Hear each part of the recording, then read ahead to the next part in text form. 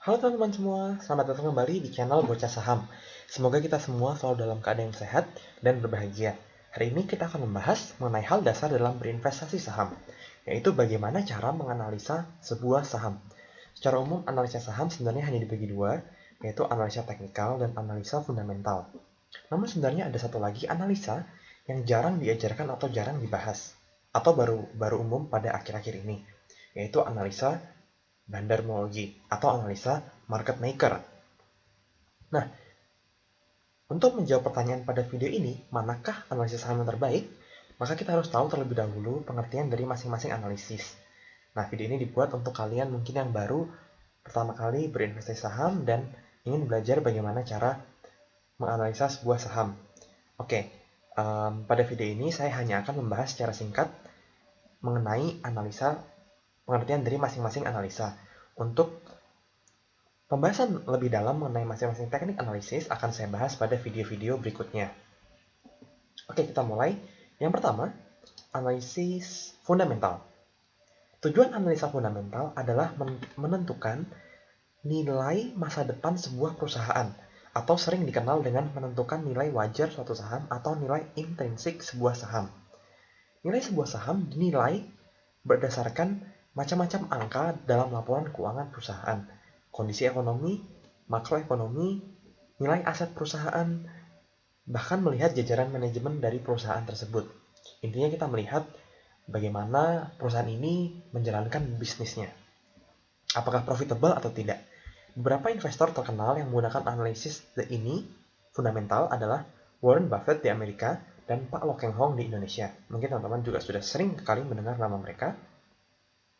Mereka mencari perusahaan dengan harga saham yang murah dan terus membeli saham tersebut bahkan ketika harganya terus turun, dan berharap suatu saat, cepat atau lambat, harga saham tersebut akan naik sampai nilai wajar saham itu tercapai.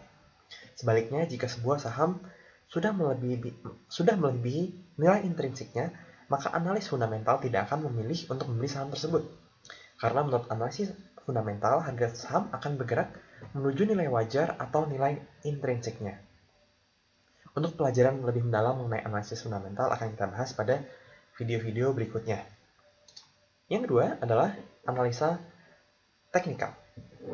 Analisa teknikal digunakan untuk melihat pergerakan harga dan tren pada suatu saham. Analisa teknikal berfokus pada pergerakan harga masa lalu, harga atau pola masa lalu, atau tren untuk memprediksi probabilitas dari pergerakan harga di kemudian hari. Dalam analisa teknikal, chart adalah komponen utama, misalnya untuk menentukan level support atau resisten, untuk melihat volume, kemudian untuk menentukan tren dari pergerakan harga sebuah saham. Analisa teknikal juga menggunakan berbagai macam perhitungan matematis untuk menghasilkan sebuah indikator yang bisa membantu membaca pergerakan harga saham. Technical analysis tidak terlalu memperhatikan proses bisnis perusahaan atau kondisi ekonomi yang mungkin mempengaruhi kinerja dari perusahaan tersebut. Nah, ada juga beberapa orang yang mungkin menyerang analisa teknikal dengan mengatakan bahwa analisa teknikal adalah analisa yang lagging atau terlambat. Harga bergerak, baru indikator memberikan indikator untuk membeli atau menjual. Namun untuk pembahasan mengenai kelebihan dan keunggulan masing-masing analisa, kita akan bahas pada video yang part kedua. Oke, yang ketiga adalah analisa bandarmologi atau market maker. Mungkin ini analisa yang tidak umum dan tidak diajarkan oleh institusi resmi seperti IDX. Teman-teman tidak akan menemukan materi bandarmologi pada sekolah pasar modal atau pada SPM tingkat 1, tingkat 2 maupun tingkat yang 3 yang diberikan oleh Bursa Efek Indonesia BEI. Nah, apa itu bandarmologi? Bandarmologi adalah analisa yang melihat pergerakan pemain besar atau sering juga disebut sebagai bandar. Siapa mereka? Mereka adalah investor saham yang memiliki pengaruh besar terhadap pergerakan harga. Atau bisa dibilang mereka yang memiliki uang dan saham dalam jumlah besar. Mereka bisa mencakup investor asing, bank-bank besar, reksadana, dana kelolaan pensiun, dan sebagainya. Atau bisa juga investor private yang memiliki dana kelolaan yang sangat besar. Atau bisa juga pemilik perusahaan. Jadi kita bisa melihat tidak semua saham sebuah perusahaan dijual ke publik. Jadi ada persentase berapa saham yang dijual ke publik, berapa yang masih dimiliki oleh perusahaan. Nah, jadi dalam arti kata lain, sebuah perusahaan bisa mengontrol harga saham perusahaannya. Ketika dia memiliki saham jumlah besar, dia memiliki uang dalam jumlah besar, maka dia bisa, sebenarnya bukan perusahaan, tapi dia bisa menggerakkan third party atau orang ketiga yang melakukan transaksi saham sesuai keinginan dari pemilik perusahaan tersebut. Nah, ini juga analisa yang baru berkembang akhir-akhir ini dan ilmunya terus berkembang, jenis-jenis pergerakannya terus berkembang, dan terus dibutuhkan riset untuk mempelajari bagaimana para pemilik perusahaan atau para pemilik dana yang besar melakukan investasi mereka. Nah, itulah mengapa kita berusaha untuk mempelajari bandarmologi, yaitu untuk mengikuti pergerakan para market maker. Karena mereka dapat mempengaruhi harga dan mereka lebih tahu informasi-informasi mengenai perusahaan sebelum informasi tersebut dirilis ke publik.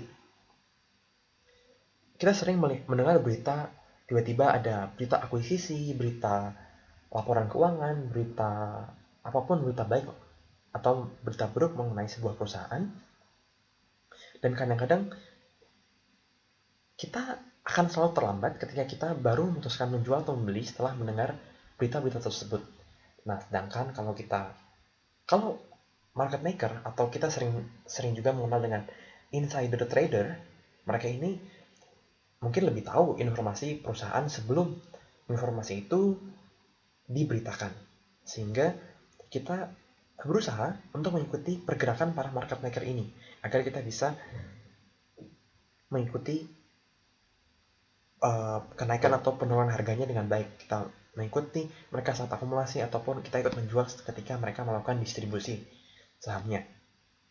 Karena siapapun yang bertransaksi saham pasti tujuannya adalah satu, yaitu sama-sama ingin mencari keuntungan. Nah, itu dia sedikit dasar-dasar mengenai masing-masing metode analisa. Mungkin tidak terlalu dalam, tapi saya hanya ingin memberikan gambaran mengenai masing-masing.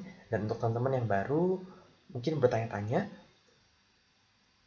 kira-kira manakah analisa yang paling bagus? Kira-kira manakah metode yang terbaik? Oke, untuk kelebihan dan kekurangan masing-masing kita akan bahas lebih lanjut di video part kedua. Jadi teman-teman jangan lupa untuk subscribe dan nyalakan notifikasi channel ini agar teman-teman dapat mengikuti pembahasan di video part kedua.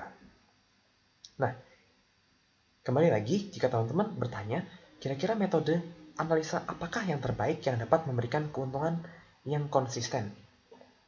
Nah, menurut saya yang terbaik adalah ketiganya. Artinya apa? Kita tidak perlu menentukan mana analisa yang terbaik atau mana metode yang lebih unggul dibanding metode yang lainnya. Yang perlu kita lakukan adalah menggunakan metode analisa, masing-masing metode analisa pada waktu dan dengan tujuan yang tepat. Nah, bagaimana? Misalnya, kita trading dalam jangka waktu pendek, day trading, swing trading, atau scalping, kita bisa menggunakan analisa teknikal. Sedangkan jika kita jarang melihat market atau kita mau berinvestasi dalam jangka panjang, maka kita bisa menggunakan analisa fundamental. Ini adalah salah satu prinsip yang harus kita pahami. Kita harus menggunakan masing-masing analisa untuk tujuan yang benar. Kita tidak bisa day trading atau swing trading dengan menggunakan analisa fundamental. Karena seperti yang pernah saya bahas sebelumnya, di video-video sebelumnya, bahwa fundamental perusahaan tidak banyak berubah secara harian. Namun emosi trader atau investor yang terus berubah secara harian, inilah yang membuat harga bisa bergerak setiap harinya tanpa ada perubahan berarti daripada fundamental sebuah perusahaan.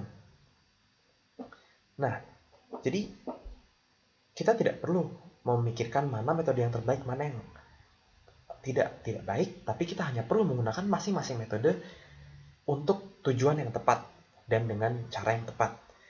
Nah, namun saya sebagai trader kadang-kadang swing, kadang-kadang scalping, kadang-kadang juga ada beberapa saham yang saya gunakan untuk investasi.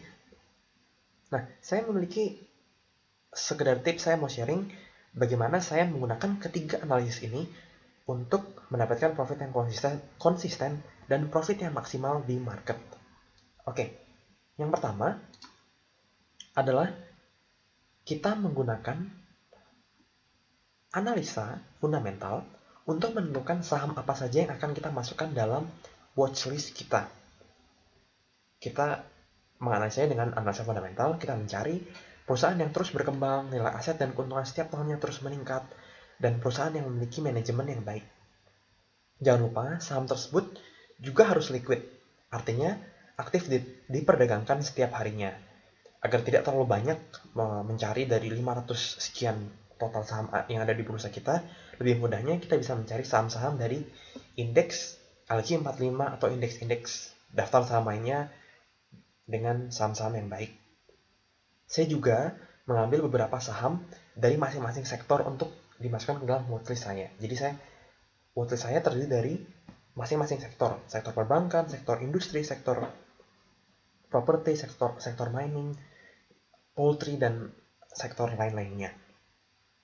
Nah, itu pertama yang kita harus lakukan adalah menentukan watchlist kita yang akan kita gunakan untuk tahap berikutnya. Kita bisa memperbaiki watchlist kita atau merubah watchlist kita setiap 6 bulan, setiap setahun, atau setiap kuartal. Tapi saya lebih jarang melakukan perubahan ini karena mungkin adalah fundamental perusahaan hanya baru berubah ketika setelah 1 tahun, 2 tahun, atau 3 tahun. Oke, yang kedua adalah kita melihat data dari saham-saham tersebut yang kita sudah masukkan di watchlist, siapakah yang menjadi market maker atau bandar dari masing-masing saham, sehingga kita dapat melakukan analisa bandarmologi dengan tepat. Jika saham tersebut sebagian besar dimiliki oleh investor asing, maka kita dapat mengikuti pergerakan investor asing. Sedangkan jika itu dibandari atau dimiliki oleh perusahaannya atau pihak lain, kita dapat mengikuti mereka pula. Jadi kita tidak bisa menggunakan analisa misalnya pergerakan market maker investor asing di saham-saham yang tidak dibandari atau yang tidak dimiliki oleh investor asing. Jadi kita juga harus menggunakan analisa bandarmologi dengan tepat. Nah, setelah kita mengetahui, maka kita dapat mencari mana saham-saham yang sedang diakumulasi oleh para market maker dari saham tersebut. Dan kita dapat mencari saham-saham yang sudah diakumulasi namun belum naik signifikan. Nah, itu di tahap ketiga, yaitu kita mempelajari, setelah tahu siapa market maker-nya, kita mempelajari apa yang sedang dilakukan market maker. Dan kita mencari saham yang sedang diakumulasi namun harganya belum naik signifikan. Nah, yang terakhir, yang keempat, dengan analisa teknikal, kita bisa membuat trading plan. Kita menentukan entry point kita, kapan kita membeli saham, kita menentukan exit point kita menentukan cut loss kita di mana, dan kita membuat trading plan dengan analisa teknikal. Nah, keempat, ini jika kita lakukan dengan konsisten, kita mempelajari semua metode analisa dengan benar dan menggunakannya dengan tepat, dan mengkombinasikan ketiganya, maka kita pasti mendapatkan profit maksimal di market, di bursa saham. Oke, baik teman-teman, itu saja pembahasan kami hari ini mengenai 3 metode analisa tersebut. Dan sekali lagi, kita bisa menggunakan ketiga analisa tersebut untuk memaksimalkan keuntungan kita dan mendapatkan profit yang konsisten di market. Pada part yang kedua, kita akan membahas mengenai keunggulan dan kelemahan dari masing-masing analisa. Jadi jangan lupa like dan subscribe video ini. Terima kasih untuk dukungannya agar channel ini dapat terus berkembang. Sampai bertemu di video-video kami selanjutnya. Stay safe and stay healthy.